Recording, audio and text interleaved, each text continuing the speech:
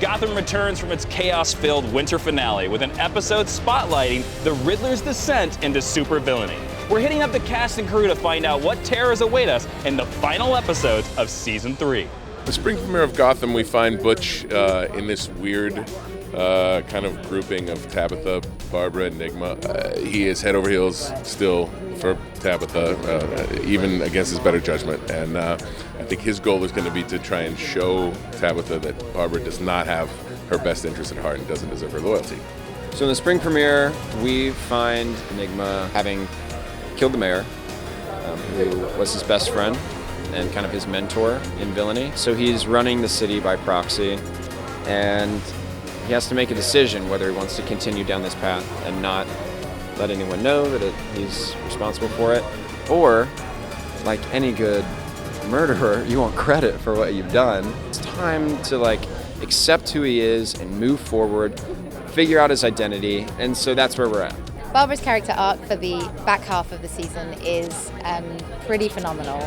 She gets to a point where her need for power gets a little out of control, and that causes a huge rift between her and Tabitha with quite dire consequences, and then we have a massive character reveal at the end. Enigma and Cobblepot, their amazing relationship is so much based upon the fact that there are similarities, but then there are polar opposites as well, because their love for each other is almost the love for themselves. When somebody is too close to who you are, you have two choices. Do you merge with them, or do you try to destroy them?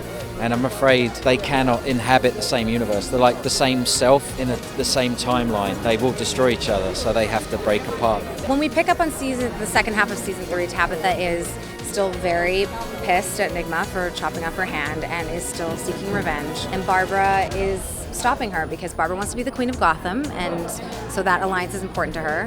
That's going to cause a lot of tension between those two characters as the season goes on, and it will eventually come to a head. Bruce's clone, Bruce 2.0, has been influenced by the Court of Owls, has been taken in, has been conditioned to, as we saw in the last episode, act exactly like Bruce Wayne. Bruce's clone will have very, very catastrophic consequences for Bruce's endeavors and Bruce's interests. In the spring premiere of Gotham, we find Barbara back.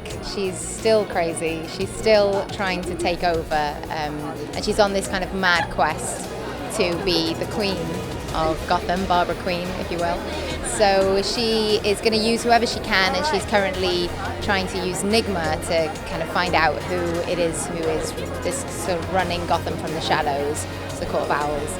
And she is getting in trouble because Tabitha and Butch are very angry about the fact that she's kind of in allegiance with Enigma, who cut off Tabby's hand. When the spring premiere comes, Selena is found with an interaction with Bruce again, and it doesn't really go the way that Bruce wants it to. Okay, so Selena's arc for the rest of the season is her trying to find herself and trying to find her way through this rough patch that she's been going on for a long while. So it's been really fun, so that's what she's going through. Enigma will definitely be making alliances. Everyone needs alliances in Gotham, whether you like them or not, whether you're just using them or not.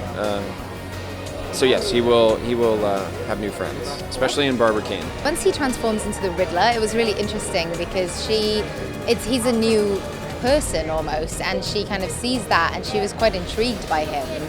So a lot of the time she's just using people, but every now and again she'll find someone who actually she thinks is a bit of a interesting potential match for her. So I think that happens with him. You can look forward to many fights, stunt sequences, crying scenes.